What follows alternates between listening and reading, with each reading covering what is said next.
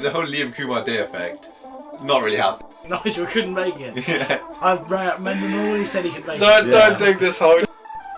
Phil, credit to the guy, he always manages to do what he has, but he is a shocking person on that. You guys got a trophy? No. It was pre-vid. No, my life from Rashad Mendenhall. Right, you go. Cancel. I'm a tag, Jack. I'm a fucking tag. The whole Liam Kumar Day effect. Hello and welcome to another episode of the LOC Report. We're back after another week off, obviously, but we'll do our best to go to the end of the season from here on out, but that's fine because we'll touch on the Week 8 games. We'll recap Week 9, obviously, and we'll preview Week 10, but before all that, we need to introduce the co-host. He's here again. How's it going, Chris? I'm very well. I say that today has been a very successful day all round for many reasons, but more so to the point that so we are here broadcasting to you exactly live on air. For the first time in a couple of weeks, which is very, very, very pleasing to be able to say. Yeah, Saturday pod as well, so hopefully we'll have some viewers and popped up on We are covering all bases this year. We are. Yeah. You can't not watch it. We've done a Wednesday, Thursday, Friday, Saturday, and Sunday afternoon. Keeping you on your toes. Absolutely. But, you don't know when this is going to hit you. Neither do we. No, exactly. And with that, we'll just mosey straight on to the league news once I bring the jingle up, which is over here, dear listeners.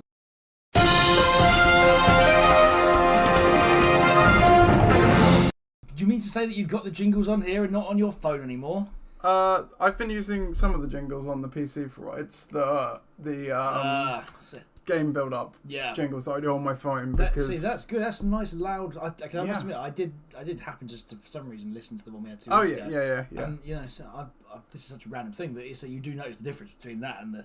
You can very much tell, and I did try to use the game jingles for the build-up, but even though I changed the sound leveling here, for some reason it wasn't changing the leveling coming through on the broadcast. I can change the decibel level in the properties here. You listeners care about all of this, but I don't want to go into there just to correct that, and then because I it does because otherwise we blow Ben's eardrums out because as the sole headphones user. That should be corrected now as well, by the way. There you go. So, can you confirm? If you can confirm that, then there's 2 listeners. I'm assuming one of them is Ben. So please, Ben, confirm if the news jingle blew your eardrums or not. And while we wait for you to do that, we'll go into the league news. So we have another trade. We had 3 trades. The deadline is now passed, by the way. So no more trades. The amount I've done this year because I'm involved in another one, but Ben approached me with this one. He offered me Josh Jacobs initially for DeAndre Hopkins, but eventually the deal was Josh Jacobs for Tyler Lockett. So what do you make of that trade, Chris? Yes, Josh Jacobs, Tyler Lockett is a fair deal. I think it's the fairest trade deal anyway that we're going to see this year. It's sold. I care about my ears. Yes, we care about your ears too. We also care about your trade. I think that it solves a need for both teams. Ben wanted a receiver badly. When Russell comes back, we know how much he gets with Tyler Lockett. Tyler Lockett's done nothing since Russell Wilson's got injured. He did have a 14-point game against the Jags, but who cares? It's the Jags. You can get that. I could probably get that. Lots of people can get that. So look, I think the case in point here is that the need for each other's rosters got solved by that trade. Josh Jacobs is still the number 1 in Las Vegas. Mm-hmm. I think that the Raiders are a really good team this year. I think that all in, you can't really argue it. Sometimes you see some people, see some skewed trades, but this time, no. Yep, I agree. Obviously, being part of the trade, but that was my thought exactly. It's a pretty even trade. You're trading a points by the end of the season wise. Jacobs probably going to have a little bit more just by the nature of being a running back, but probably not too much difference. Lockett's obviously going to be much more boom or bust, which for my team he was. I guess a fringe starter, kind of depth option. So it's a tough gig when you've got a player like that who you don't know when to bring them out or keep them in, because you bring them in, they have the bad game, you leave them out, they have the huge game. Whereas Josh Jacobs is more steady, so it made more sense for me to go that way. Ben obviously wants more point getters, and as you say, from the roster construction with the running backs needed a receiver, so happy on both sides. We have one key injury, which is of course happened between the last time we had the podcast and now, was Derrick Henry, who broke that bone in his foot.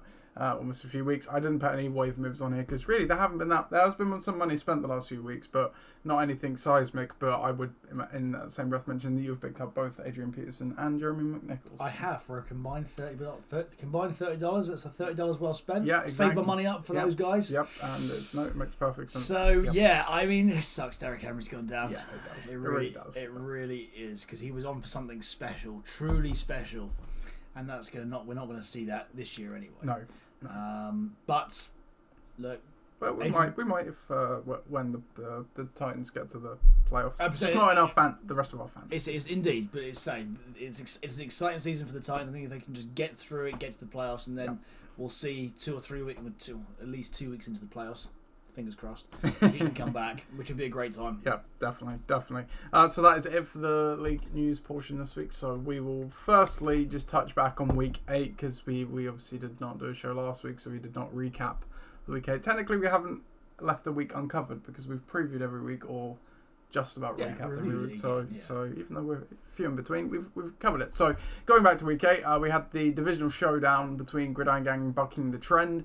The winner of which would have sole possession of the division, and Mike did win that game in the end, so he moved ahead in the Portsmouth division by 1 win, 118 to 104. Ironically, I would have beaten every other team that week, but that's how it goes sometimes. Second game, Pedestan top Ben Necessities 93 to 59 as Sam Darno continued to wreck my dad's team there. The Dream Team just about squeaked by Ross's team 81 to 79 to keep hold of their foothold in the Southampton division. Napolitans picked up their second win of the season, 95 to 91. I believe that also moved them off the bottom of the league as well, which was nice to see. You beat You Are Gold 98 to 82, keeping hold of the number 1 seed overall. And Ben Ixan beat Tom's Torrance 91 to 79 there as well. We did get the new lowest total for the year, so I suppose that's something. So I think 58.6 is...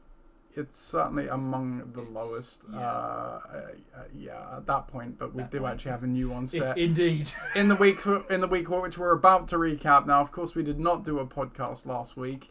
But if we had, the marquee matchup would have almost certainly been... Actually, there is no almost certainly been. Forge Flies into the Dream Team. Both of these teams came in with only one loss. What am I doing? I need to play the jingle here to recap this. So, you know the score. Yeah. Forge Flies took on the Dream Team in week 9 of the LC season, and these were the 2 division leaders, the number 1 seed, number 2 seed, with 1 loss between them. Forge Flies coming in off of a 7-game winning streak, and they extended that to 8 as Forge Flies defeated the Dream Team, and it was worthy of a marquee match because it really went down to the wire. 84.3 to 83.84. Looking down the lineups, Mike White got the start for Forge Flies. He got 9.8, which clearly was just about enough, but obviously did go down in the game, which was a shame. Otherwise, this game is nowhere near as close. Joe Mixon turned up with 23. Marquise Brown got 12. Cordero Patterson got 14, and that was just enough to get them a win. On the other side, Dream Team, Justin Herbert had a day, 36 points. But oddly enough, for the Dream Team, nobody else really turned up apart from Javonte Williams, who got 11 points. So they dropped that one there. The history of this matchup all time, Forge Flyers are now 6-7 all time against the Dream Team. Oh, it's close in every regard. Very much so. It really is. This really was a game that went down to the last catch of the last game of the week. In this game, and if it wasn't for Cooper Kupp's, he had a 5-yard gain in literally the last catch of the game. Almost. That QB decimal would have made the difference somewhere. Very close to being very close to being a tie.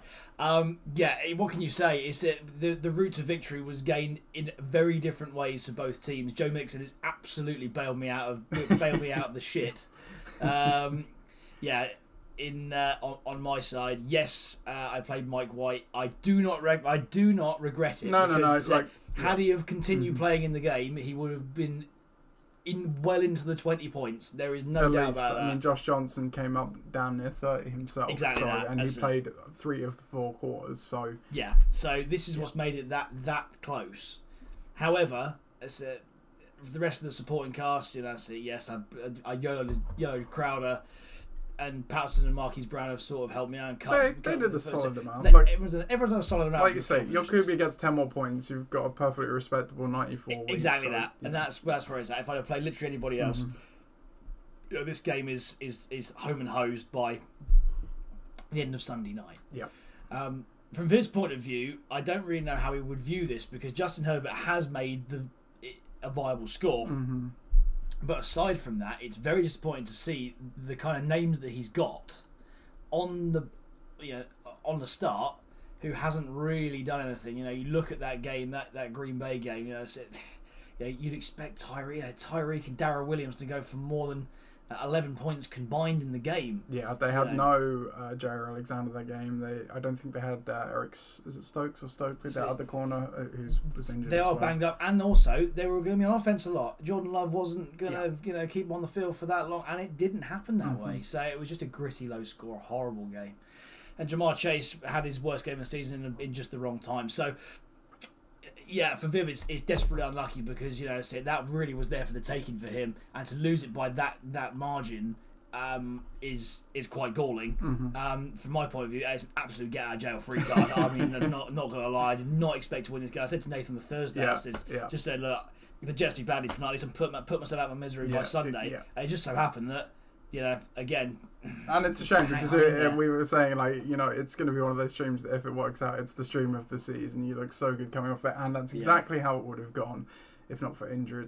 We always hate injuries affecting matchups. Yeah, exactly That's it. And such a just a budget injury as well. Yeah. Just like it was nothing, like a forearm, like if I've seen on the camera, it's just like that. He was trying to give it a go all on the sideline, but they never took his helmet away properly and everything. So it's just he obviously didn't quite feel good enough to come back in the game. Grim. But yeah, you roll on, so you take sole ownership of the first seed, and we've had a couple of guys on bye this week. I see that, but like you say, not even fired. Well, we're starting to see maybe a creeping of this dream team collapse. It happens every year. I don't know why it happens, but with those names, it shouldn't. It shouldn't. Happen. I agree. It shouldn't. All right, then. So on to next week for the Dream Team. On to the next game for us, which, if that was a doozy, this is the opposite of a doozy in every shape of the word. It was Tom's Tyrants against, forgot to make a logo. Tom's Tyrants took on Forgot to Make a Logo here in week 9. Ross's team coming in at 4-4, and Tom's Tyrants coming in at 2-6. Both needing a win.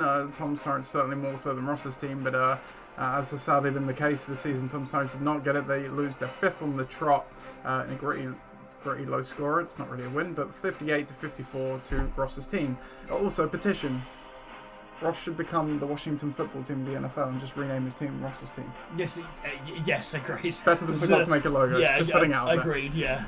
Looking down the lineups, so Ross's team, but Pat Mahomes got 12. As you already said, that's a bit of a disappointment considering the scenario. Nobody else other than the Bills defense got above 10 points, and they got 12 as well. So not much surprise there, given they only got 58 total. And then on the other side, Tom actually did have 3 players go above 10. Najee Harris got 14.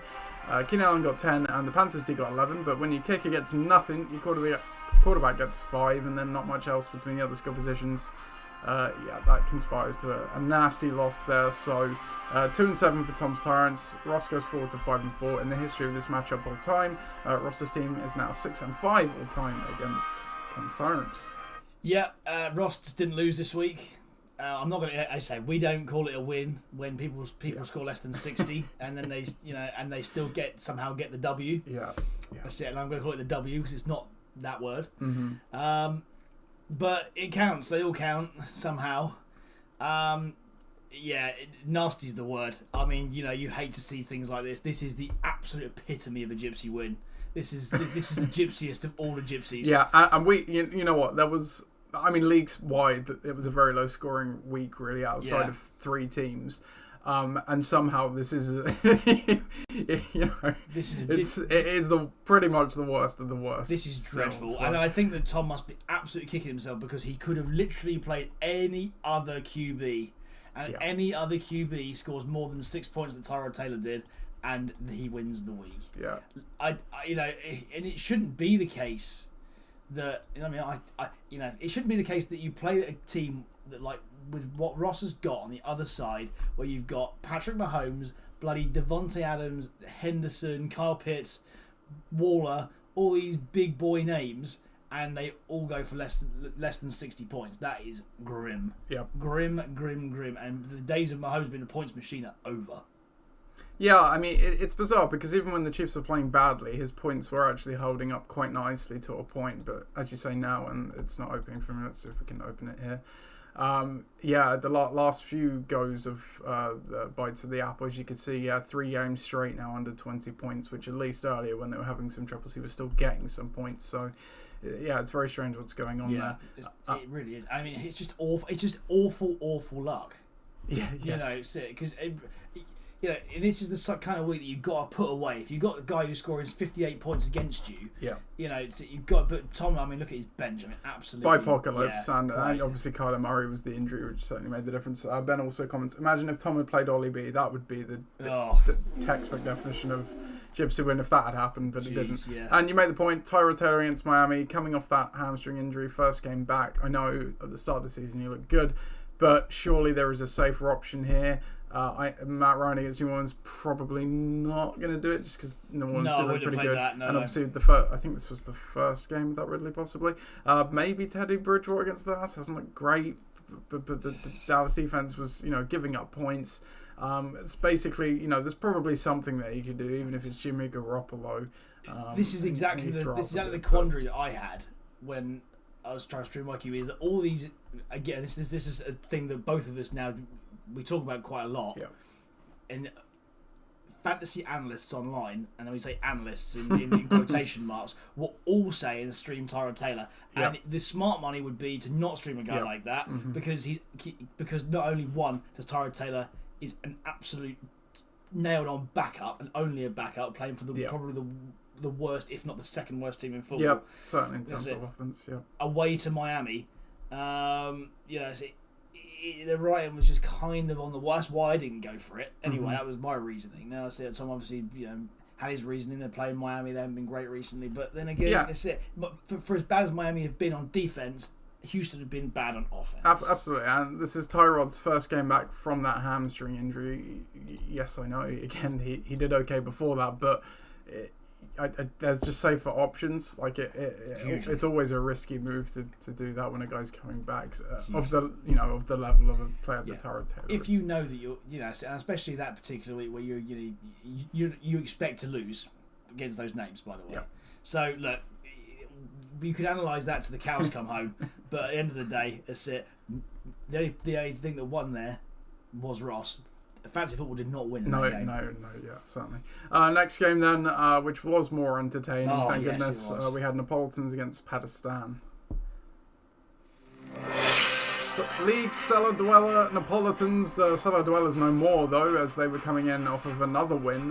They strolled in against Pakistan and just dropped a whole load of points on them. The highest of the week, actually probably combining for about 3 or 4 teams' worth, as it would happen. Compared to some teams, 133 to 92. Unfortunate for Pat, as that 92 would have beaten nearly every other team in the league as well.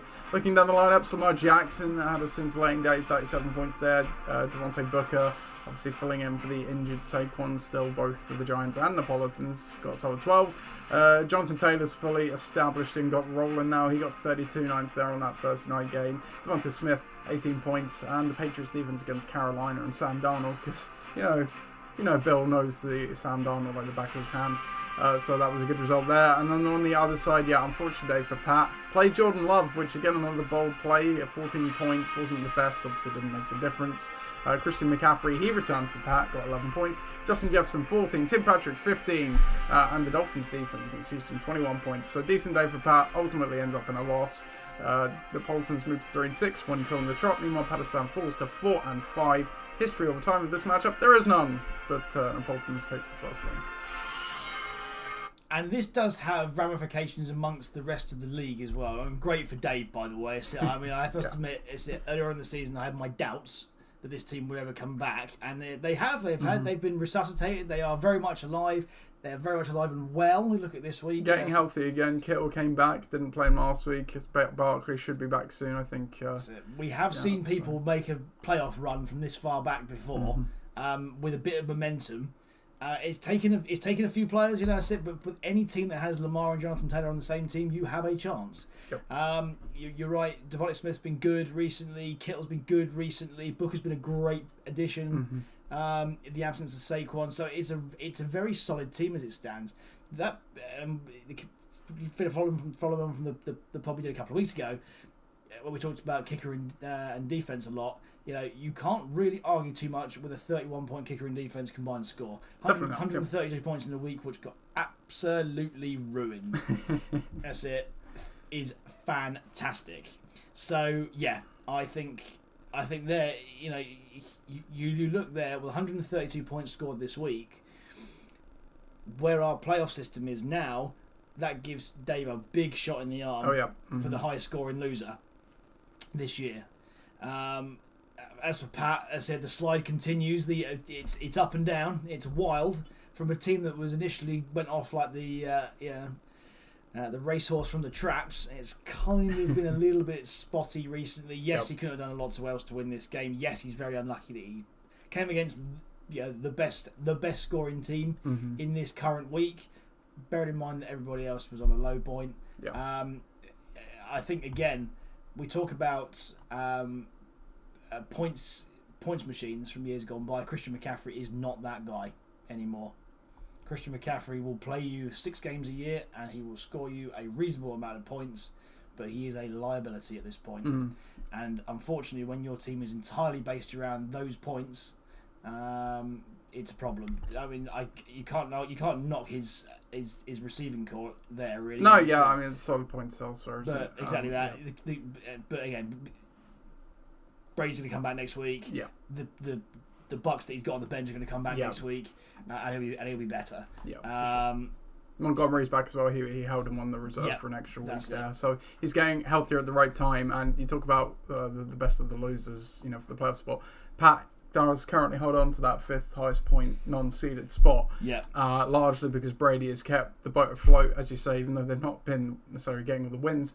They've been keeping up that floor of points because Brady's been underpinning that. It's basically what I've been saying to you. It's the difference between my team and, you know, another team. Yes. And that's very important for Pat, especially now as he gets healthy. He doesn't even necessarily need to get the wins because he might get scored on or whatever, but he is in the driving seat. That's right. Providing he can keep that going. And I have to underline this at this point of the season. If you are a midfield team and you have got not the record that you would want, it is absolutely crucial that you continue to play the best team every single week to accumulate those points, because this system that we play now will open the door for somebody that you don't expect later on in the year. Definitely. On to our next game then, Ixan against Bedernaders. Bedernaders coming into this one on a 2-game slide. Ixan coming in off a win. Ixan looking to keep up in the division and the playoff race. Meanwhile, Bedernaders looking to really do the same in terms of the division and get something going. They could not do it, sadly. 93-42 in favour of Ixan. Ixan scoring over double Ollie's points, but that's more about Bedernaders' team, as Matthew Stafford only went for 15 there. And no other players above 10. Chase Edmonds got injured in this one, but that certainly obviously would not made a difference on its own. On the other side of the ball for Ixan, Josh Allen didn't have the best of days in a weird game against Jacksonville. He only got 10 points, but Nick Chubb made up for that with 28. Miles Gaskin got 10.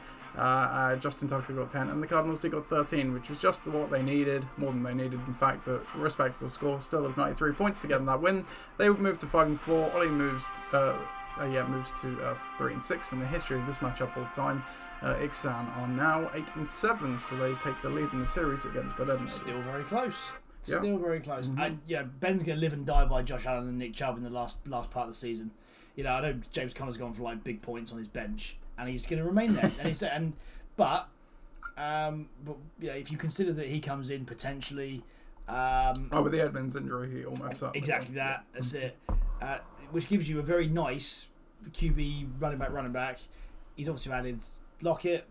So you look there and see you never have to play Marvin Jones again. Congratulations. And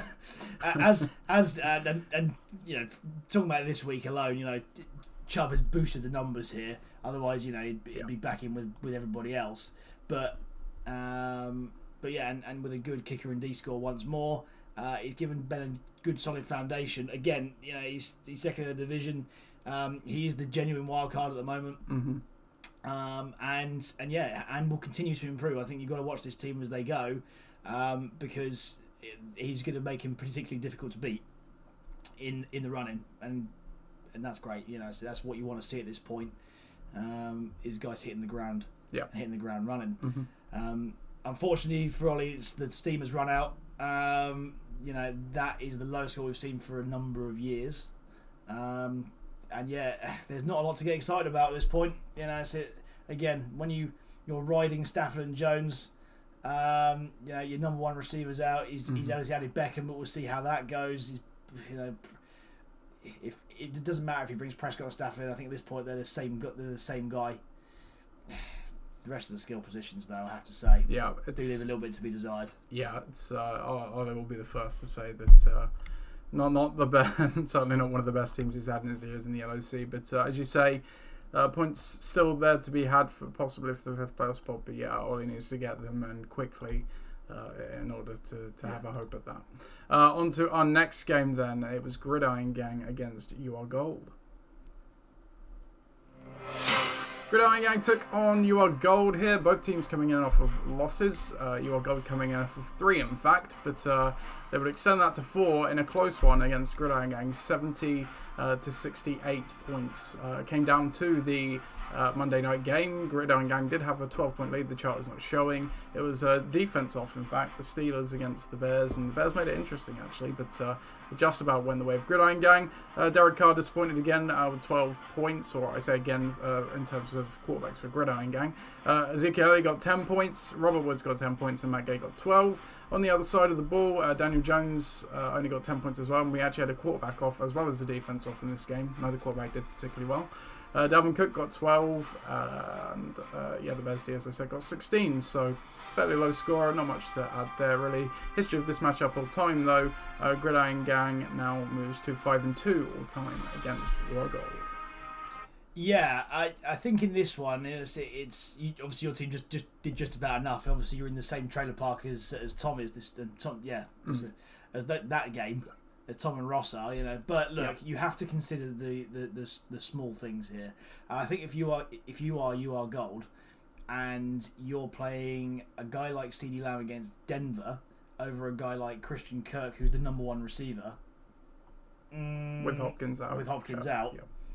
It's marginal gains, but marginal gains win this game. Obviously, you've left Wentz on the bench, and it wasn't necessary in the end. But that could have been one you could have rued. But look, both teams have not had a great day here.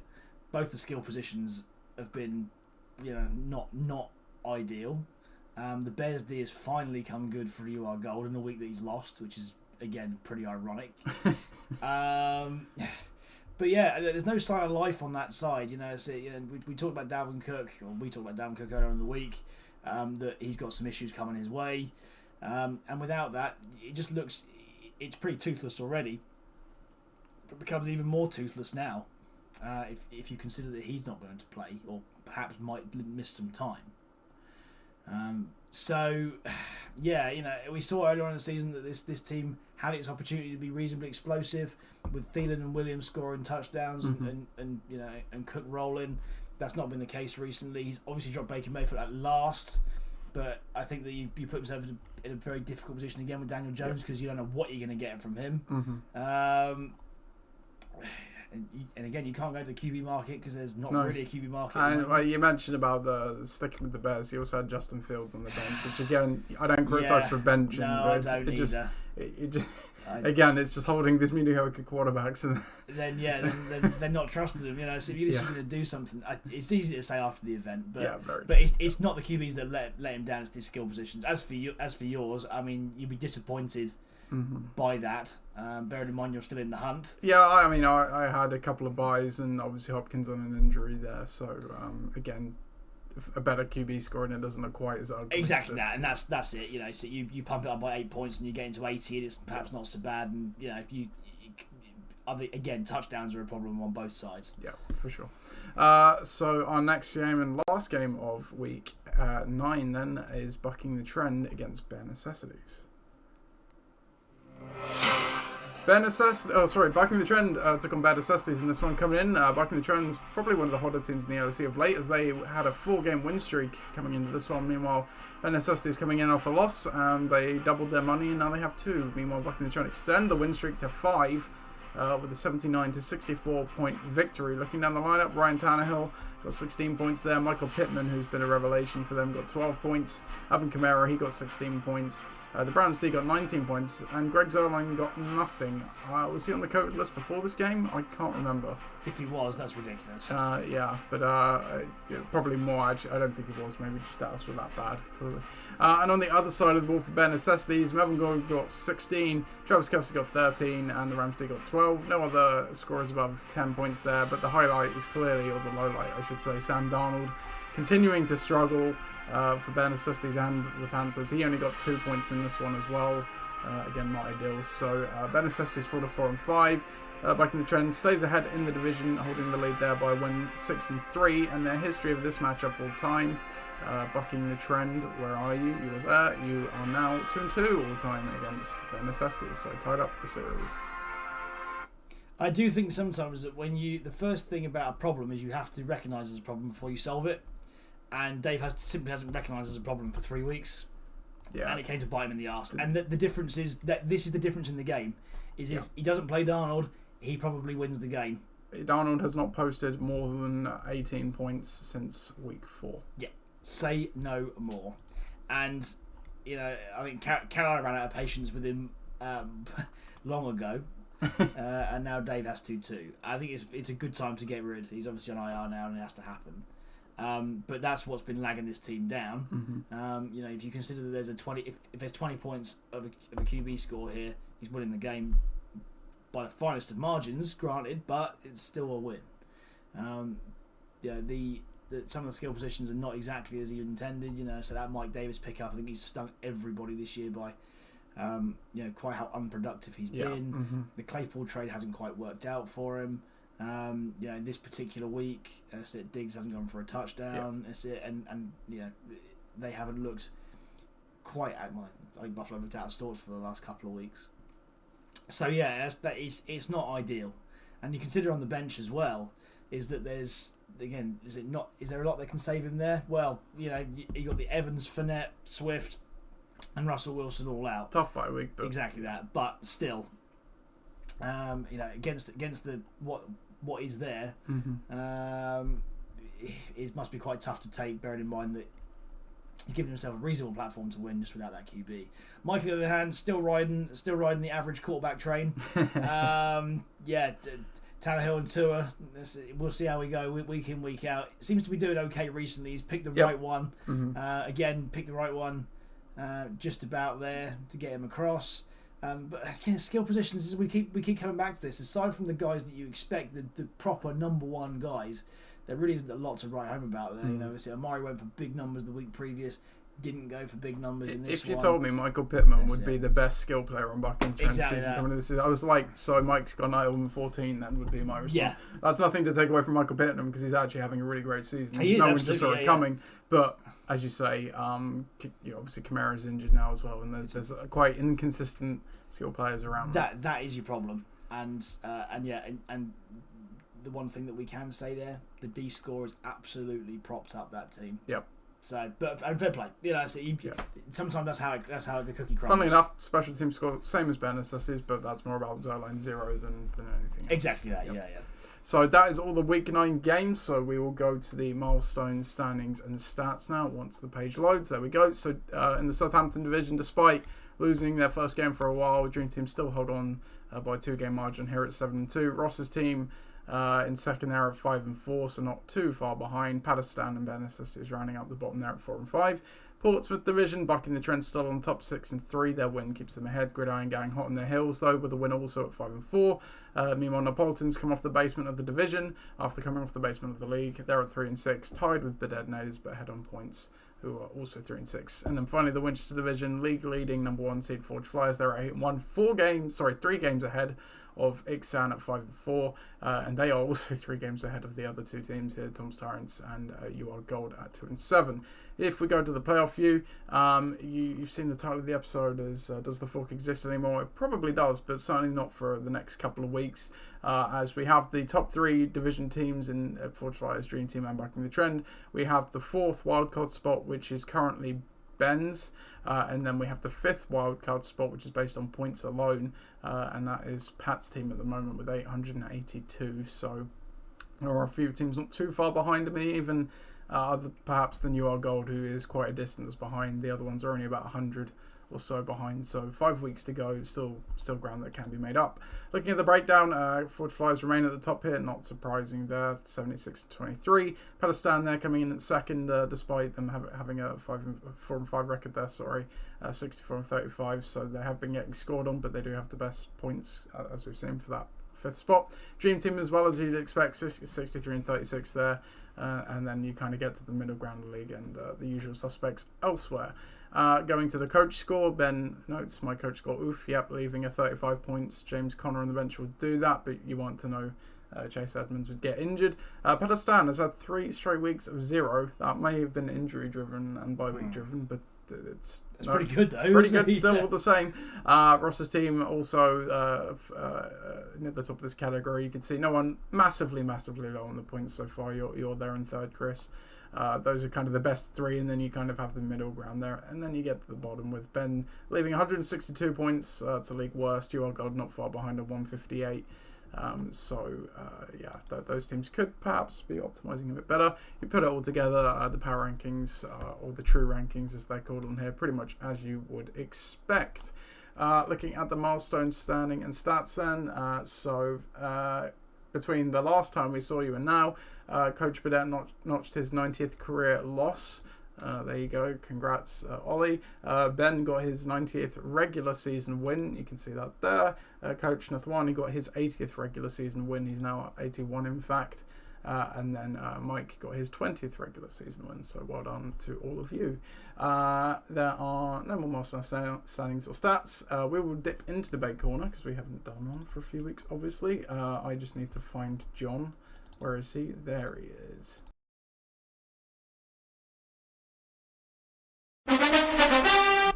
That's not John. That's it. That's not John. John was on Fox. God. That's it. Order.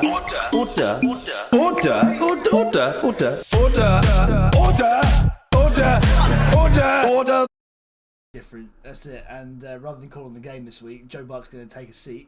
And then comes John Burke out with Troy. Absolutely. I'd watch that. I think they should do that like Manning Tube. John Burke just comes out of nowhere. Doesn't know what he's talking about.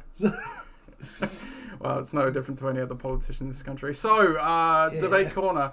No singular debate corner so far. You know, it's by this point of the season we're entering the 10th week. We are obviously getting into the business end of the season, regular season definitely at least. Team narratives, how they fit with a coach's history and what the team's done so far. I thought it was a fun discussion. We touched on the dream team already. Look, they have these teams every now and then, the regular season beaters, but do they fade down the stretch? Is that coming? You do have to wonder.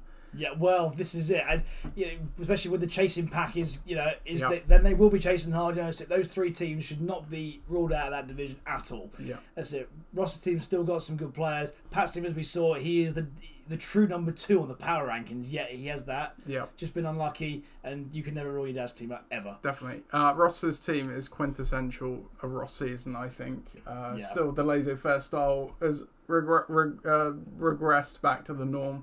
Last year obviously brought them the title, but this is more of what we see, but they are still on the hunt, as you say. Yeah. Pat's team, again, pretty much the same in terms of his narrative. Injuries have been the key story there, which has held back an otherwise good team, but this time around he's actually getting healthy, so maybe does buck the trend and is the difference. And my dad's team, in terms of narratives, we do talk about my dad's team, it's a good team selector, good waiver builder. We haven't seen that waiver side not as much this time. No, not at all. That's it. And normally you see them go for reasonably high points. Well, so this year they're okay. They're in the 800s, but they're not at the top end of the 800s yet. That's it. So there's time. There is time. But yeah, I say I would never rule somebody out like Dave's been playing. So and we still are in the standings and stats there.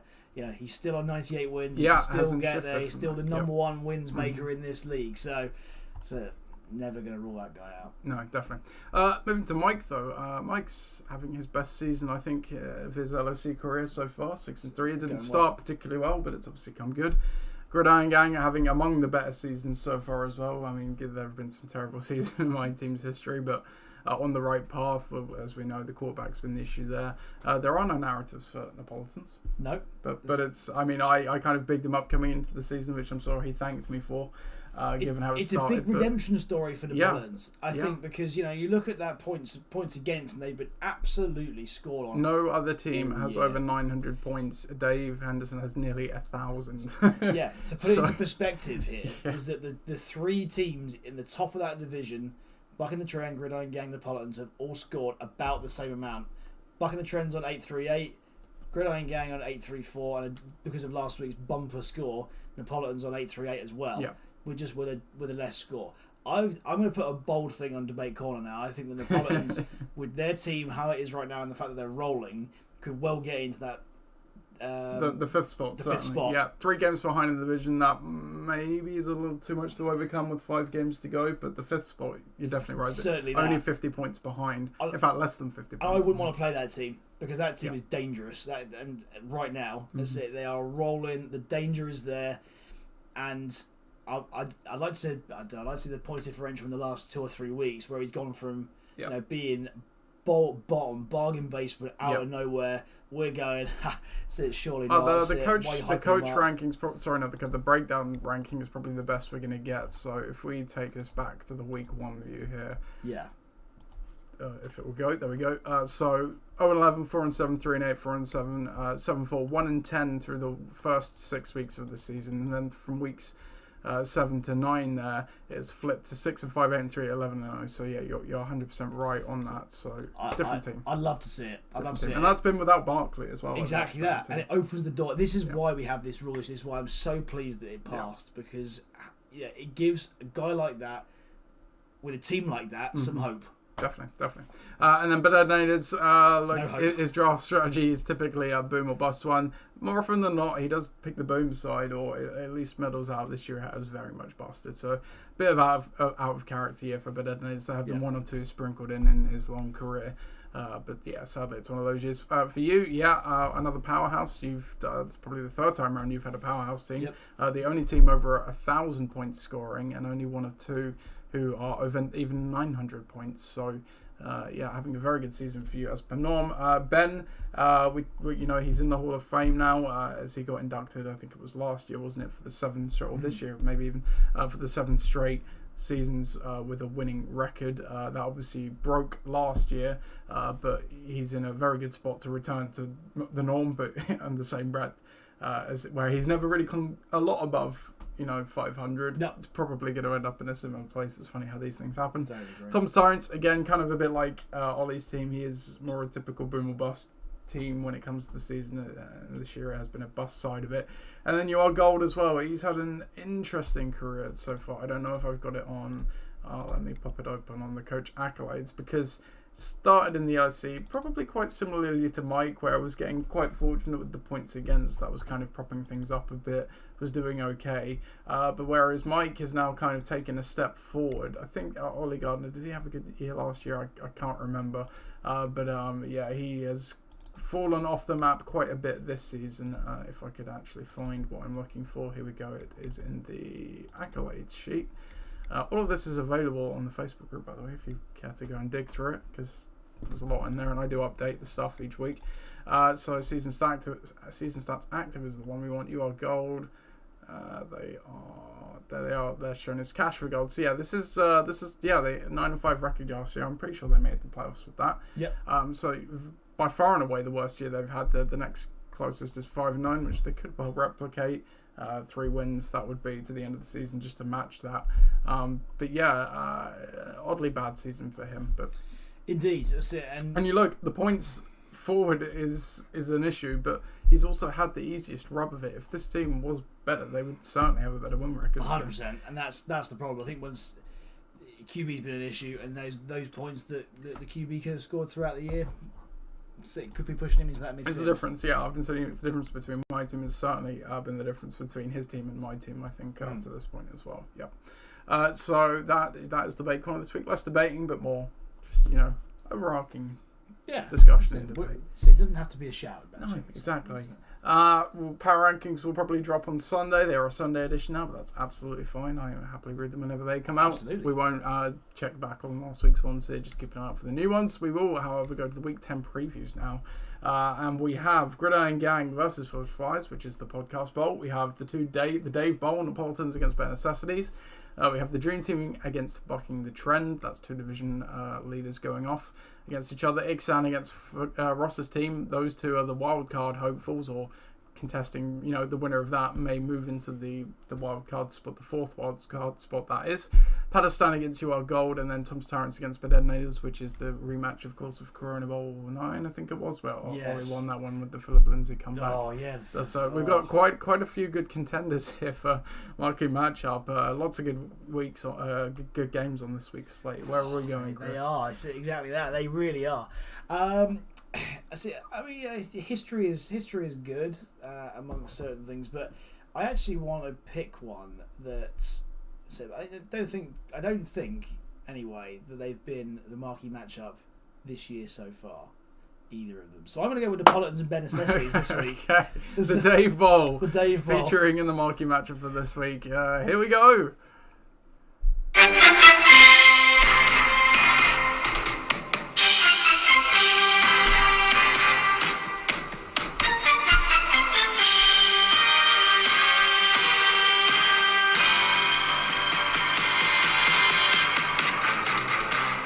It's the Dave Bowl. It's week 10 of the LOC regular season, and Napolitans 3-6 facing off against Bare Necessities 4-5. Both teams need to get some wins if they want to hope at the traditional playoff spot, but Napolitans very much vying for that fifth points-based spot, which Bare Necessities would like to get in on as well. The current projections do have Bare Necessities getting the win here with 97 points to 78.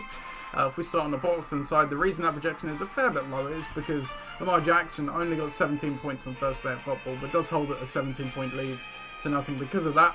Elsewhere, let's see, George Kittle comes into the lineup, as does Naeem Hines, as Devontae Booker goes on to bye, and they may well have dropped. Yeah, they were playing Kadarius Toney last week, who has now been dropped as well after that big waiver spend. On the other side of the ball for Bare Necessities, Sam Darnold is gone. Goodbye, hallelujah. Kirk Cousins comes in. Okay. Elsewhere, Leonard Fournette, DeAndre Swift, Mike Evans will come back into the lineup as they come off of bye. I think Melvin Gordon might come in as well. To the bench, Travis Kelce, Mike Davis, which is less surprising, and Chase Claypool. Could Russell Wilson come back in this one as well? You wonder, he is healthy now. Going back to Napolitans, they're rolling out the 31 personnel heavy run wishbone there, 3 running backs and a tight end receiver. On the other side, 30 personnel traditional wishbone, 3 running backs and 2 receivers. Injury wise, in terms of the healthy players, Kit was questionable, but he will play. Claypool is out with that toe injury, and Russell Wilson should be making a start in this week's game as well. History of this matchup at all time, there is none, of course. So, indeed. So I said we're at a clean slate. We're marqueing this because this is as pure as it gets. This is as pure as it gets. That's it. Analyst Sherwood there says Jackson scoring half the score of last week. Totally agree. That's it. And this is where it's going to come down. Is that Kirk Cousins on the other side? I'm not massively fond of that either because he's played the Chargers in Los Angeles. They've been really good on the secondary. I will add, and I will show, having been a Kirk Cousins streamer this year, regrettably, he disappoints in the good matchups, but he does actually deliver in the good ones. You take a look at here, Cincy, Arizona. Good defenses did well. Seattle's maybe the exception there, bad defense, but it's a team they obviously had to score to keep up with Wilson in. But then you had the good matchups against Cleveland, Detroit, and he did badly. Comes in against Carolina, who are a very good defense, does well. Comes out of the bye against Dallas, bad defense, does poorly. Goes up against Baltimore, who are admittedly a bit hot and cold, but an alright defense, and does well. So, but you're right, the Chargers are, one of those top tier defenses, whereas the other ones he's done well against, perhaps not. Exactly that, and that's where you're at in this one, is that, if Kirk can score 17 points and above, then great, but is there going to be a big difference between, the 17 and maybe a 25? I'm pretty sure that there won't be that. But you look down at the other positions that Zach Moss against the Jets. That's it. Is he good for a goal line there? Probably. Jonathan Taylor against the Jags could be a lol fest, by the way. That's it, because we've seen what other running backs of the same kind of ilk. We're talking about Derrick Henry here, by the way. That's it. Does against the Jags, and it's great. That's it. So I like that. Obviously, 32 points last week. They're putting their offense through him. Yeah, the dude's great. Jonathan Taylor is the ascending running back in this league. Kittle had a great week last week, but playing LA, a little bit questionable as well. Do I fancy that? Meh. Smith against Denver, no, and Hines in the same game with Jonathan Taylor. So we're going to. We've seen the double down before. We have seen it quite often. We have, and so at least he's covered every potential touchdown in this game on the ground. Yeah. Carson Wentz bootleg. Come on down. Indeed. That's it. There's still time. And the Patriots team playing Cleveland, who has got a one-arm quarterback. And without Chubb this week. But with the COVID. It's it. But our boy Dearness going out again this week. So that's it. And the Pats Randy hasn't been great actually. So you never know. But on the other side, it's nice to see all of Dave's skill positions playing away from home. Which sans Melvin Gordon. Actually, every player except Melvin Gordon. You can drop the skill player part. Yeah, well, indeed, yes. Which I don't like. I've gone on record many times in this pod side. That is. I mean, Buffalo in New York. That's not a million miles away. It's the same state. Yeah, exactly. But that's it. It's. Look at also Tampa Bay or Washington. Washington have a renowned, very poor home field advantage. It's just a poor. Very it's poor no anyway, advantage. Home field disadvantage. So it's because they. And the Chargers, of course. We know the Chargers stadium wise. So. But yes, on paper they were all away. And that affects travel and exactly that. That's it. It's never that great. But the matchups are still reasonably good. Sorry, I forgot one. The Niners are something like 1-9 in the last 10 home games. Well, yeah. I mean, and I would. And this is where I'm coming to, is that they're all away from home, but the matchups are still good. Okay, yeah. Is it? So yeah, it's not that isn't a slight on this team. I think that Ben Assess is going to win this game, but yeah, I think that when you got Fournette, Swift is. If you're Detroit, you're going to Philly. You kind of like the matchup there, to be fair, because both of them are still a team in limbo. Detroit aren't as bad as they are on paper. Evans against Washington's good. Diggs against the Jets good. Gordon last week. He's a two-headed committee. He's the goal line. But he's a goal line guy, and you're going to expect to see a bit of that. And the Rams playing San Francisco, no matter what quarterback they play, it's going to be good. So yeah, I'm pretty convinced that Ben Assess is going to win this game. Lamar is one of the keys to Napolitan's winning weeks. Jonathan Taylor's the other key. Yep. If they can, he will be going off. But do I think that the other skill positions on the other side will kind of stop that? Yeah, absolutely. Yeah, I can't disagree. Look, will Kirk Cousins turn up or not? I don't know. If he doesn't, he's not going to do too much worse than Lamar Jackson, I would have thought.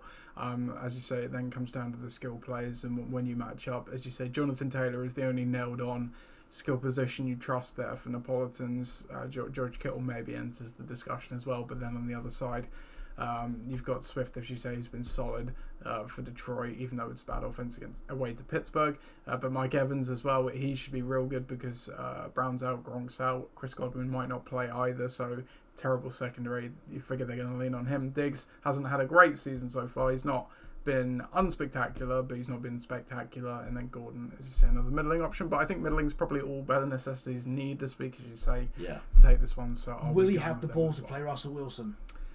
Yeah, I mean, it's Seattle's record in Green Bay. They've never won in Green Bay. Not in the Russell Wilson era, at least, anyway. So, I wonder, and dropping Kelsey as well. Yeah, wow. Yeah, it's I kind of get it because the Chiefs have obviously struggled. You're putting faith in Leonard Fournette, I guess, would be the one you would bring out probably for him there. So we'll see if that stays the way as it is now on Sunday. But in the meantime, we will go to our next game where it is the Dream Team against, Bucking the Trend.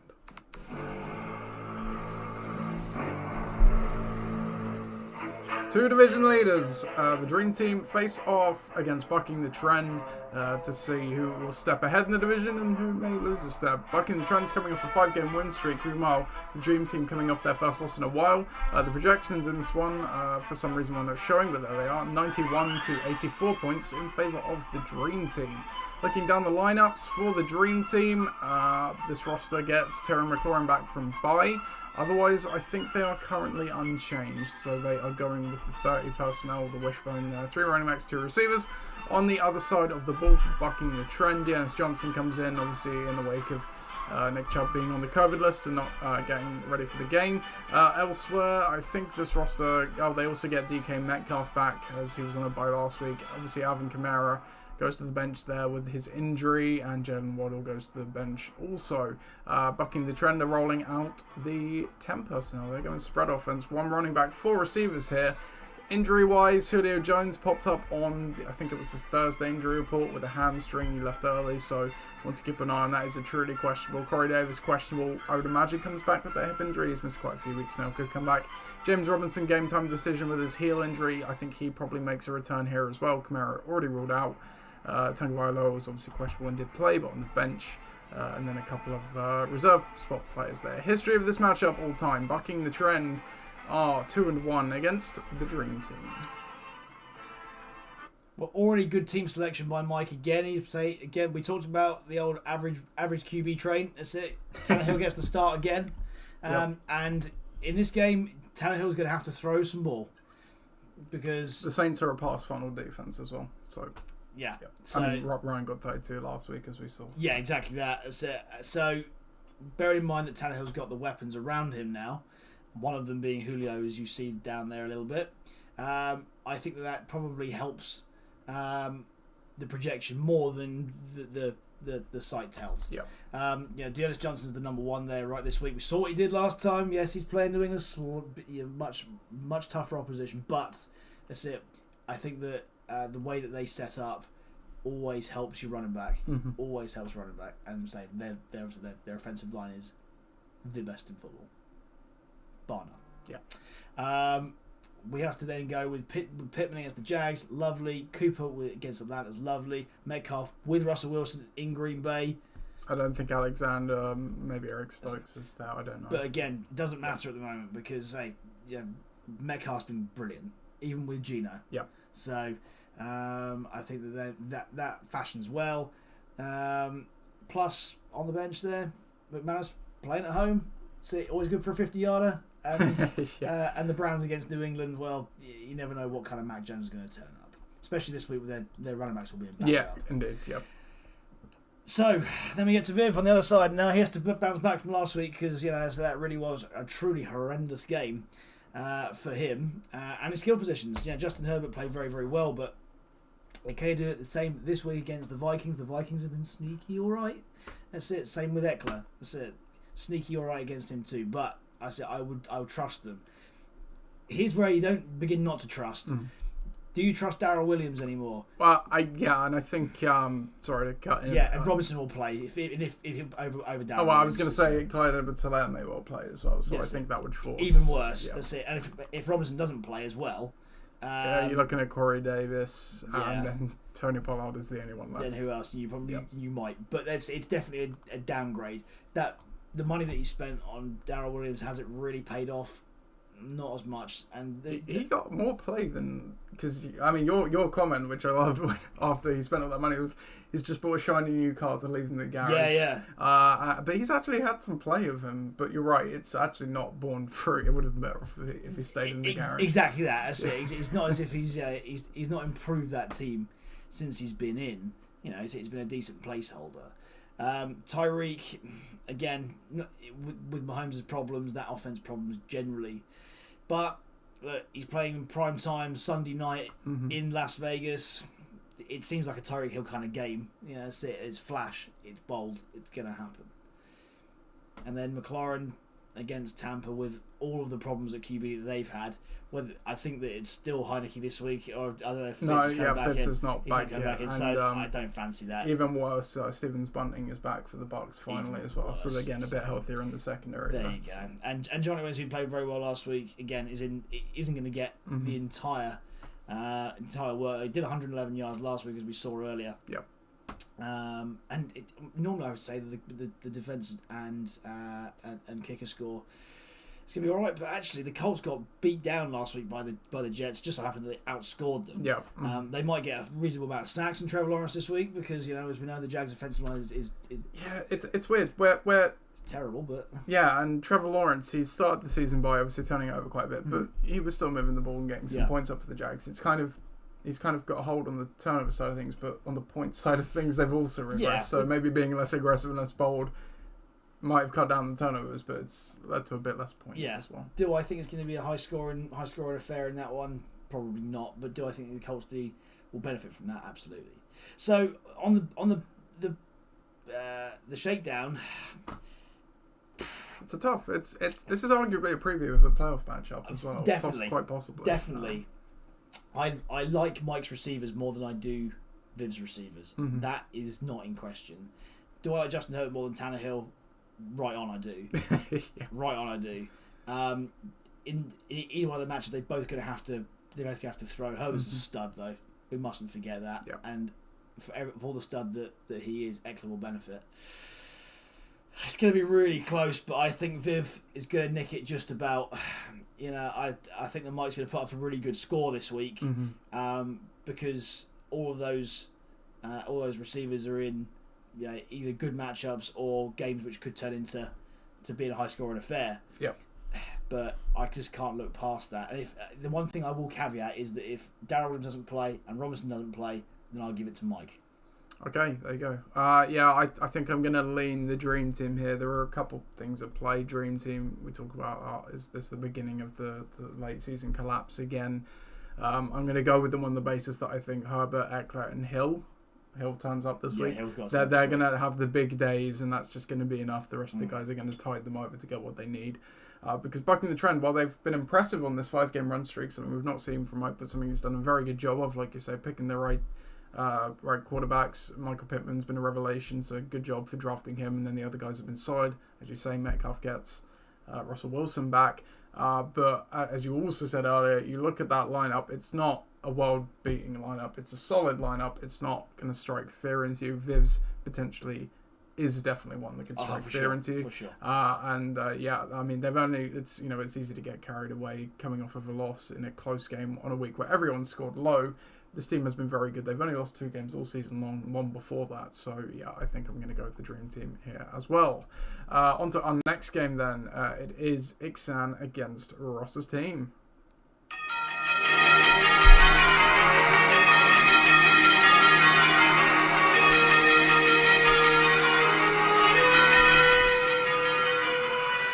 Ixan take on Ross's teams, 2 5-4 teams, both probably looking at the wildcard spot, but the division isn't necessarily out of the question either. They definitely need a win to keep up with both coming off of wins, Ixan coming off of 2 actually, and projected to not get another, as Ross's team projected to win 92.59 to 92.08. Looking down the lineup, let's start on Ben's side of the ball. He has had 3 players play already. Myles Gaskin, who got 5, Mark Andrews, who got 12, and Justin Tucker, who got 5. In terms of lineup changes, new trade toy Tyler Lockett comes straight into the starting lineup for Brandon Cooks, who was on a bye. They also brought in Mark Andrews with T. Higgins also being on bye. Elsewhere, I think Myles Gaskin was already in there last week, wasn't he? Damien Harris currently in, but questionable with that concussion, has not practiced all week. James Conner does come into the lineup, though, in favour of Nick Chubb, who goes onto the COVID list. So, Ixan, despite all the issues, going with 31 personnel. Heavy wishbone again, 3 running backs, a tight end, and a receiver. On the other side of the ball for Ross's team, right now, they are, I think they maybe have brought in Dallas Goedert. I think so, possibly. I'm not sure. But either way, they're going with 3 tight ends this week. They are going with the lesser seen 13 personnel, 1 running back, 3 tight ends, and a receiver. History of this matchup all time, Ixan are 6-4 against Ross's team.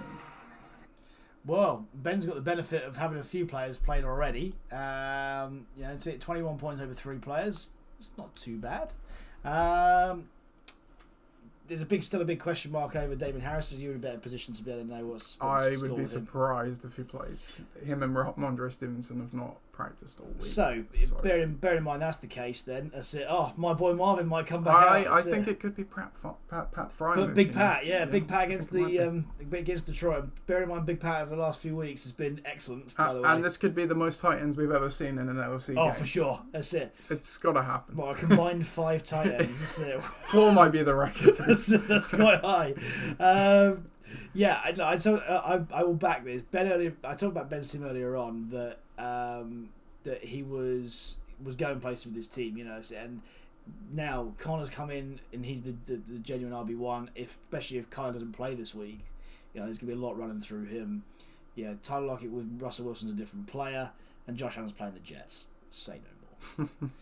On the other side, Patrick Mahomes is playing Vegas again. This is Peoples Jones YOLO. That would be a YOLO play, my man. That would be very much a YOLO play.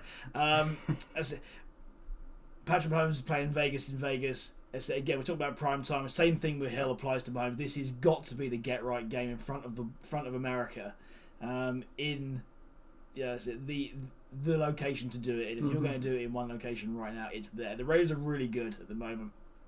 But we've seen Mahomes be able to elevate his game, and I think that he needs to, because getting out of this slump is very, very difficult. I've never seen Mahomes play this badly with Andy Reid all this time.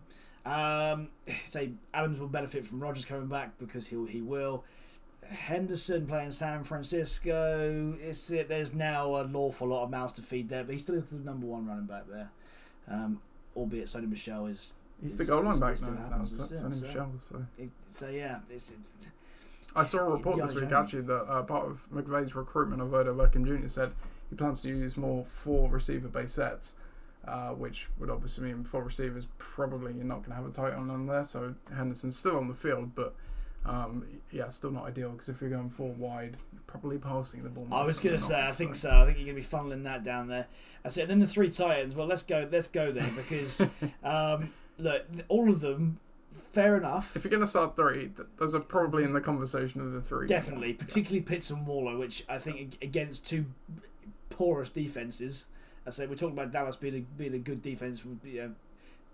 They've been a good takeaway, good scoring defense, whatever. But actually, yardage wise, they've been pretty garbage. That's it. Got to play Denver in Denver is a bit more of a problem for me. But if they're checking down and he's the guy to do it, then great. And then we've got Bullock in who's been pretty good recently as well, and the Bills playing the Jets, which fair enough. They're the number 1 fantasy defense for a reason. They're playing the Jets. The Jets are going to roll Mike White out again. If Mike White turns into Joe Namath overnight, then I'll be amazed. All right, so that's what I wanted last week. I think the Bills might be without Tremaine Edmonds on the defense. I remember reading. Yeah, arguable. It doesn't matter. The Bills are going to flatten the Jets no matter what. Right, so. There's a few things at play here. Yeah, exactly that. All in. I think if you'd have put to me before the Thursday night game where 3 players went for 21 points, I'd probably go. And also, one thing I will say as well is that PJ Walker is starting for the Panthers, and the Cardinals are playing. That's a good point. So I think that the defense is probably going to even itself out. And then you're down to QBs, and will the QBs even it out? Well, at the moment, I would put Josh Allen in the seat to be able to put together a better day than Mahomes, which is bizarre, by the way. That's it, bizarre. But I also think that that Allen's ceiling is higher at the moment. And outside of that, that's it. Will Connor Adams sort themselves out, and the rest just kind of fall into place? That's probably going to be the way. Again, I think it could be close. Where you fall? But if Ben loses Harris, that is bad news, because he's got to play someone untested. Whilst Ross doesn't have to do that. And I think it might be. I don't know. It's going to be. I can't separate them. I really can't separate them. There's so much going for each side, but I think on the cold light of day. Oh no! know. Look, I get you. difficult. I'll do my side, and then you can have a think about it. I get the Difficult. hesitancy though, because before the game, I agree, you're probably gonna go with Ben's team, but 22 points from 3 players there. It's not the best of yields. It's not a killer, but it's certainly not ideal. And then you peel back Ben's team a little bit. You already said about Damian Harris. If he's not there, you're definitely taking a hit there. Lockett. The whole reason I said earlier, he is boom or bust by nature. If Ben wins this game, it will probably be because of him. If he loses, it wouldn't surprise me either. He obviously had those 2 big games to start the season, but even with Russ for 3 games after that, and the 5th game where Russ got injured, Lockett should have had a huge day against the Rams, but a few misconnections prevented that. But I said earlier, Seattle don't do too well in Green Bay. First game back for Russell Wilson with that finger injury. Barley-Kansas look good. Who knows? James Conner, even though it's an odd one here, because even though Edmonds is gone and that profiles is good for Conner, Carolina are one of the best defenses in the NFL at the moment. Does Kyler Murray play? If he doesn't, I know McCoy did well in a game last week, but we know with backup quarterbacks, it's Jekyll and Hyde. You can have a good day one week and bad the other. And then Josh Allen against the Jets. That one on paper should be fine, but again, Josh Allen's had a little bit of Mahomes-esque in him in the sense that he's not always scoring points, but I agree this one he probably will. I don't see a problem with that on X-Hand side. And the reason that makes me sound like, well, it's got to be Ross, but no, because Ross is playing 3 tight ends. I don't care if you've got 3 of the best tight ends. Tight ends, by nature, do not get as much opportunities and do not get the same amount of points as other positions. Granted, you say, okay, he's got Waller and Pitts. Waller profiles to be better now that Ruggs is obviously gone, and we did see that last week, but better doesn't mean he's going to get 15 to 20 nailed on every week by no stretch. Pitts, better result. But again, even with Ridley gone, last week he didn't have the best amount of points against New Orleans with all the points that the Falcons scored somehow. And then Goddard, he could well be the top option on that day because you've got the good corners there, so they may look to the middle of the field, but still a good defense. I said about Henderson, I don't know what Henderson is anymore, with Michelle taking more of the goal line work and them going to profile to pass it more. And then Adams is obviously the one nailed on guy you've got here, and then what Mahomes is going to turn up. I think I'm still going to lean Ben despite all of that. Probably just based on a bit more confidence in the quarterback, which seems a crazy thing to say. Exactly, yes. But they've got 22 points in the bank. Doesn't matter what they are or who got what. You've got 22 in the bank. That's always a help. Yeah. If you assume that Allen's going to score 20 to 25 and the Cardinals D is going to score 10 to 15 and Connor's going to score 10, that's pretty much all you need. Plus Lockett's whatever it is the wild card, and Big Pat. Big Pat Frymouth. He's been very good lately. He has, exactly. And they're looking for him. And Claypool's out. Can't forget that. Detroit defense haven't been good, so that might actually be a blessing in disguise potentially there. So yeah, providing Harris does it. So I think on that basis, I talked you over to Ben's side. Yes, I'm straddling the fence, but slightly more towards. Sure. So. All right, then. Next game here, we have it is Pakistan against You Are Gold.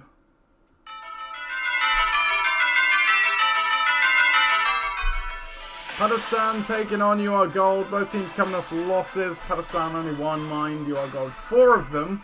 And it's projected to be a nail-biter, 92 to 91.78 in favour of Pakistan. Let's take a look at the lineups. Brady comes back in off of the bye, straight into the lineup. Chris Godwin in at the moment, but questionable. Unclear if he'll play on the weekend.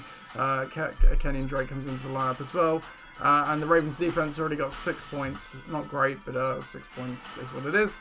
So Pakistan rolling out the 20 personnel this week. 2 running backs and 3 receivers as it stands. On the other side of the ball, the next name on the QB Rolodex is Ben Roethlisberger against Detroit for your gold.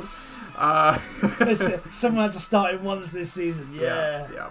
And then I believe around that they may be unchanged, so they're going with the 20 personnel. 2 running backs, 3 receivers. Nick Folk questionable, he will play.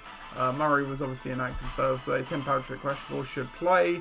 Clyde Edwards-Helaire, he's on IR right now, but could be activated for the game. History of this matchup all time, Pat is 2-5 against You Are Gold. Ouch.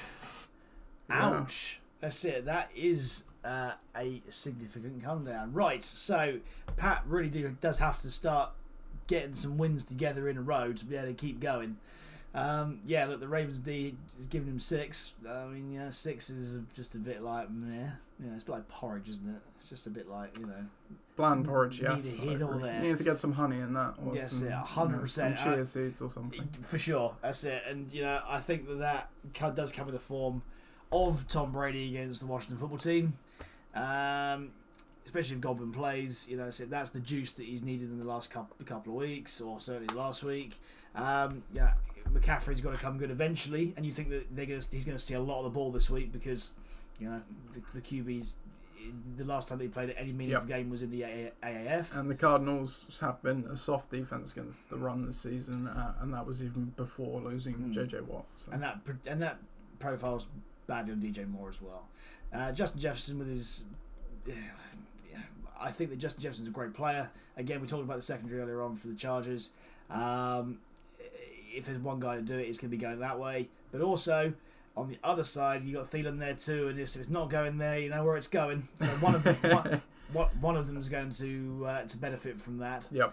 And then Kenyon Drake coming in. Kenyon Drake, see, like a lot of these kind of like RB 1.5s. It always takes one touchdown. But here's the problem I've got with Pat's team is that if Godwin doesn't play, the depth behind it on the bench is not ideal. In any way, shape, or form.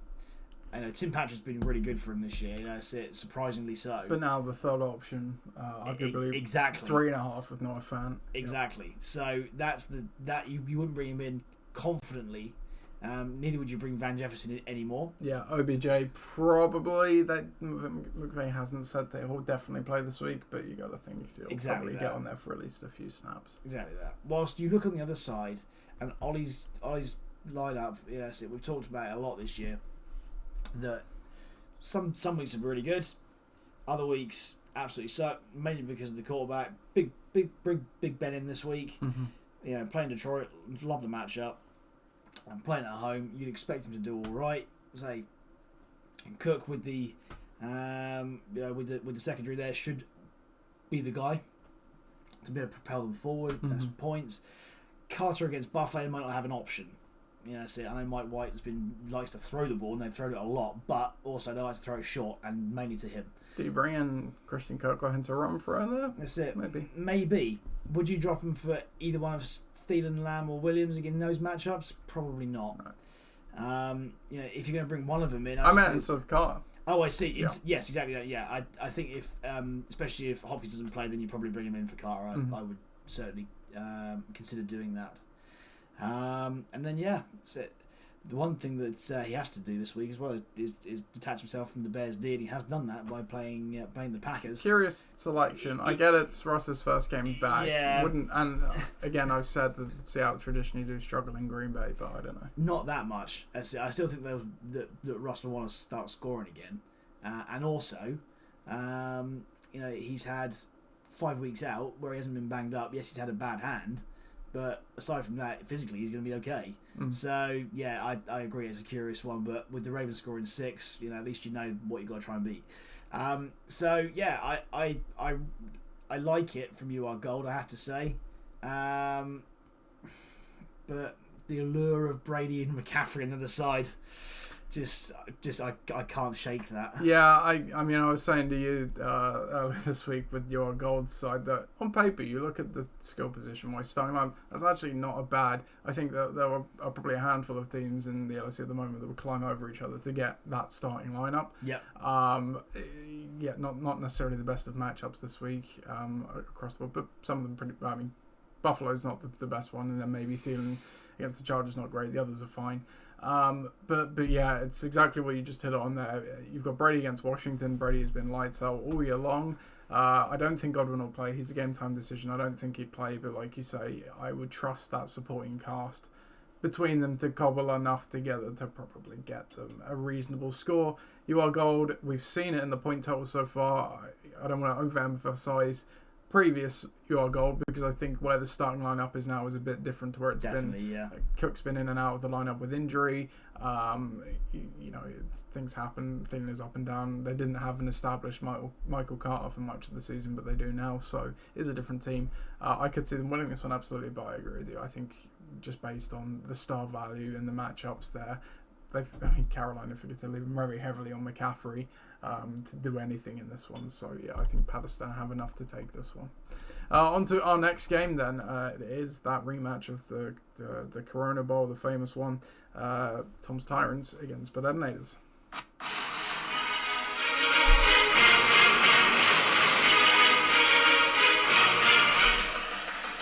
Tom's Tyrants face off against Bud Detonators, two teams very much needing a win to keep up in the playoff race, or at the very least putting up some points. They have a combined 8 losses between them in their last appearances. Bud Detonators 3, Tom's Tyrants 5, and it's projected to be quite one-sided at the moment, but I'm sure there'll be some roster lineup driving that 85 to 61 in favour of the Detonators. Starting on Tom's Tyrants side, it is Tyrell Taylor on a bye driving that difference, where Kyler Murray is a game-time decision still. So factor in him or a replacement of a quarterback from the waiver wire even, maybe Matt Ryan. Elsewhere, let's see, Boston Scott is in the lineup.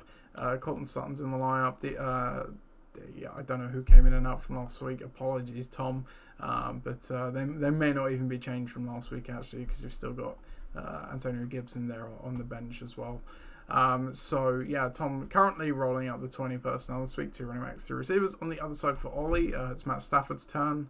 Actually, no, Matt Stafford did start last week, sorry, so he's still there. Devontae Freeman came into the lineup. He played on Thursday and got 6 points. Elsewhere, Jordan Howard comes into the lineup. So we've got Philadelphia running back off. I can't. Sorry, Ollie as well. I can't remember who went to the bench for your team, but Ollie is rolling out the 20 personnel. Also, 2 running backs, 2 receivers. History all time of this one, but Detonators are 8-10 all time against Tom's Tyrants. Well, that's it. Both had very underwhelming scores last week, and unfortunately, I just can't see it being any different this week. Yeah, I really can't. I think that the difference could well be in the QB. Tom's got to go to the waivers and go and pick somebody up. I think you're right. Matt Ryan against Dallas would be the obvious choice. That's it. And someone to support as well. Yeah, that's it. It's not. It's not all about fourth quarter collapses for Atlanta. That's it. At least in fantasy, if you win a week, it's okay. Yeah. I think that Tom's really got to hang his hat on a couple of guys. He's got to hang his hat on Harris, who he's done all year. Najee Harris has been fantastic for him against Detroit. I like that. And Keenan Allen against Minnesota, which does profile to be quite a high scoring affair. Aside from that, that's it. Do I trust Boston Scott, Cortland Sutton, Debo, who's been brilliant by the way, but against Los Angeles, do I trust that? Less so. And Sutton's been different player since Judy came back too. He has not seen anywhere near as much work. Quite right, and so he shouldn't, because Judy's probably the better player. And the Panthers did against Arizona, which again, you don't really know what's going to happen there, but also you're going to profile and see that they're going to be a lot. They're going to see a lot of defense this week. Tom does have the Bucs against Washington as an option, which is probably a good option. If maybe, to be fair, with how the Cardinals did last week, maybe even go that way anyway. Like I say, I don't think Tom's probably changed his lineup yet. No, exactly that. So yeah, the Bucs coming back, it would be the smart play. But with Ollie on the other side, I think that the Green Bay offense is obviously way better with Rodgers in it. They're playing at home. That'll get Jones going again. Sanders against the Jets is kind of going to expect him to be able to put at least some decent yardage together. As with Deontay Johnson against Detroit. We saw Jordan Howard last week. Yes, again. He's been the good back. Exactly. So far, yeah. Exactly. And so it's surprising that he hasn't been picked up. Again, profile to see a lot of run again against Denver because their secondary is quite scary, and the Titans D brings him in after a good week last week and the week before that. So it's not all a. It's Trevor Siemian, who did not fare well last week. Indeed, that's it. And if the Titans can do what they did to Los Angeles, it took Matt Stafford pretty much out of the game for 3.5 of the 4 quarters last week. I think they probably could do the same thing to Siemian at home. So. I like Ollie's team better. I think that the QB is going to just propel him along the way. No matter if it's Dak, it's Stafford, whoever, and I presume it will be Dak. Yeah. Against the line, you would assume that would be the case. Yeah. I think Ollie's going to be able to pick himself up that 40-odd point week last week. You see Dak, Jones, a bit of Sanders, a bit of Johnson, a bit of Howard. It's even if they're scoring high single figures, we're looking good. Yeah, no, I mean certainly as it stands, clearly go with Ollie.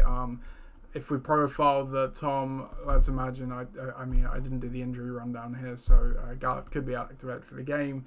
Kyler Murray questionable, game time decision. Keenan Allen questionable, should play. Let's assume he doesn't play at the moment, Kyler Murray, so it's probably Matt Ryan, which isn't a bad option, but as you say, you're probably relying on Najee Harris. I'd imagine Antonio Gibson comes into the lineup. He's dealing with that ongoing shin issue as well, though.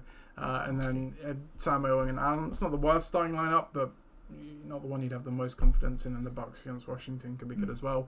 But yeah, like you say, on the other side, Stafford or Prescott, don't think it particularly matters. Jones against Seattle today, you get into the facility today, he will be back. I've just seen that's confirmed now. And yeah, obviously the skill positions there are not great at the moment for Bedenez after that, and they only got 6 from Freeman. But yeah, I think at the moment you got to look at Bedenez and probably have a little bit more confidence in them as well. So I'm going to go that way as well. Then on to the final matchup of this week, and we have left the podcast bowl to last. So here we go.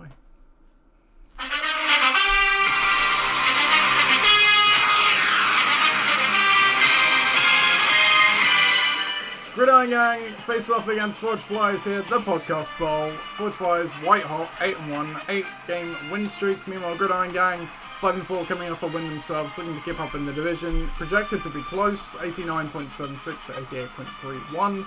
Let's take a look at the lineups for Gridiron Gang. Carson Wentz comes in for Derek Carr. Mike Ingram currently in the starting lineup for Elijah Mitchell. Jerry Jeudy comes in for Robert Woods. A new trade toy, Josh Jacobs, comes in also over... I can't even remember who I played last week, so he comes in. 3 running backs for Gridiron Gang, 30 personnel, 3 running backs, 2 receivers. On the other side of the ball for Forge Flyers, Aaron Rodgers, he will be back. He's back in the facility, so he will be playing tomorrow.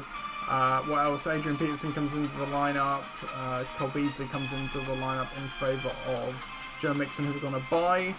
And who else did you play? Was it Peterson? It wasn't Peterson last week. I didn't play Peterson last week. No, I played Jameson Crowder, who has now been dropped. There you go. Injury. So Chris, you are going with 20 personnel this week, 2 running backs, 3 receivers. You already got 3.7 from Marquise Brown on Thursday night. Yeah, huge. Injury-wise, Antonio Brown already ruled out. DeAndre Hopkins, game time decision with a hamstring. Would expect he wouldn't play. Elijah Mitchell, he's questionable with the rib injury, but he should play. For you, Chris Carson won't be activated off of IR this week, and no other injury news there. Hilton will be back as well. History of this matchup all time. Gridiron Gang are 10-9 against Forge Flyers. Oh, so nice and close, isn't damn it? Close. Look at this. Yeah. It's it. The projections are close. The history's close. Look, I really think that this is going to be a quite exciting game, Nath. I think so. I hope so. I mean, I must admit, I thought that I had high hopes for Marquise Brown on Thursday night. Rightly so, because Miami have been terrible. Indeed. And weird things happen on Thursday night, as we know. You can go big, you can go home, and on this occasion, he just kind of went home. Very much. But look, he's from Florida, right? Yeah, I mean, I don't know actually. Is he? I'm pretty sure. Yeah, Antonio Brown's from Florida, so he's his cousin, isn't he? So. Oh, is he? That's it. Oh, in that case. I guess. Yeah. Well, everyone's related somewhere, I suppose. Certainly in the south. Yes, indeed. So yeah, look, I think that for me, my week does hinge on Rodgers obviously coming back and being himself again, which he suggests on many platforms. If you've been watching Pat McAfee on YouTube, it's that he's on there every single week and he's saying that he's fine. Great, I believe that. But at the same time, some of these guys are pretty untested, not gonna lie. I don't know what Adrian Peterson's going to do. I don't know what Cordero Patterson's going to do against Dallas. But again, he's been definitely my guy of the season so far. It's brought him off the way was brilliant.